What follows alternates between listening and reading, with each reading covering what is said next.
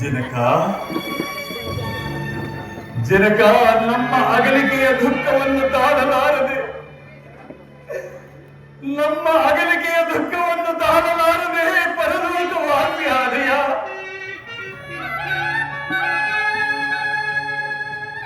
ನಿಮ್ಮ ಅಂತಿಮ ಕಾಲದಲ್ಲಿ ನಾವುಗಳು ನಿಮ್ಮ ಬಳಿಯಲ್ಲಿದ್ದು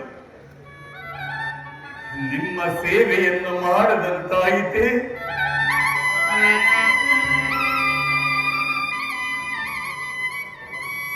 ಭರತ, ಶತ್ರುಘ್ನ, ನೀವೇ ಪುಣ್ಯಶಾಲಿಗಳಪ್ಪ. ಜನಕನ ಮರಣ ಕಾಲದಲ್ಲಿ ಸನಿಹದಲ್ಲಿದ್ದು ಅವರ ಸೇವೆ ಮಾಡಿರುವಿರಿ. ಅಂತಹ ಪುಣ್ಯ ನಮಗೂ ದೊರಕಲಿಲ್ಲವಲ್ಲ ಭರತ, ಅವಸಾನ ಕಾಲದಲ್ಲಿ ನಾವು ಸಹ ಅಯ್ಯೋ ಅಯ್ಯೋ ಜನಕ,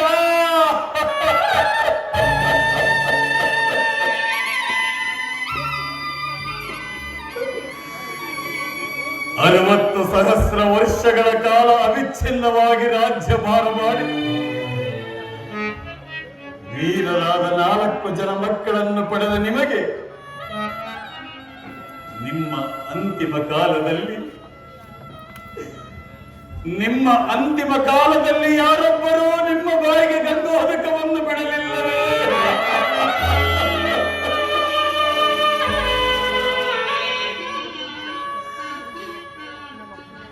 ನಾವೆಂತಹ ನಿರ್ಭಾಗ್ಯ ಪುತ್ರರು,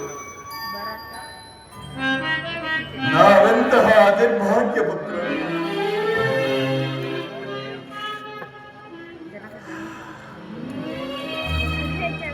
ಕಳೆದು ಹೋದದ್ದಕ್ಕೆ ಚಿಂತಿಸಿ ಫಲವಿಲ್ಲ. ನೀನಿನ್ನು ನಡೆ ಸಹೋದರ. ರಾಜನಿಲ್ಲದ ರಾಜ್ಯವು ದೇವರಿಲ್ಲದ ಗುಡಿಯಲ್ಲ. ನೀನೀಗಲೇ ಅಯೋಧ್ಯೆಗೆ ಹಿಂದಿರುಗಿ ಪಟ್ಟಾಭಿಷಕ್ತನಾಗಿ ಸತ್ಯ ಧರ್ಮದಿಂದ ರಾಜ್ಯವನ್ನ ನಡೆ ಸಹೋದರ.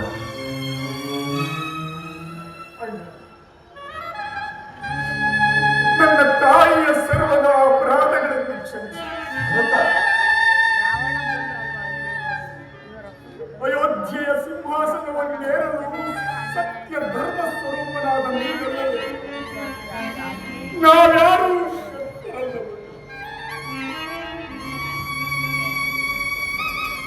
ಆದ್ದರಿಂದ ನೀನೀಗಲೇ ಅಯೋಧ್ಯೆಗೆ ಬಂದು ಪಟ್ಟಾಭಿಷಿಕ್ತನಾಗಿ ನಮ್ಮನ್ನೆಲ್ಲ ಸಂತೋಷಗೊಳಿಸು ಬಾಣ್ಣ.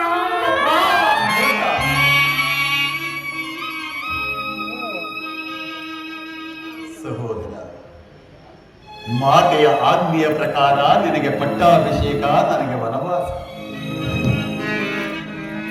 ಅದರಂತೆ ನಾನು ನನ್ನ ಕರ್ತವ್ಯದಲ್ಲಿ ನಿರತನಾಗಿರಬೇಕು.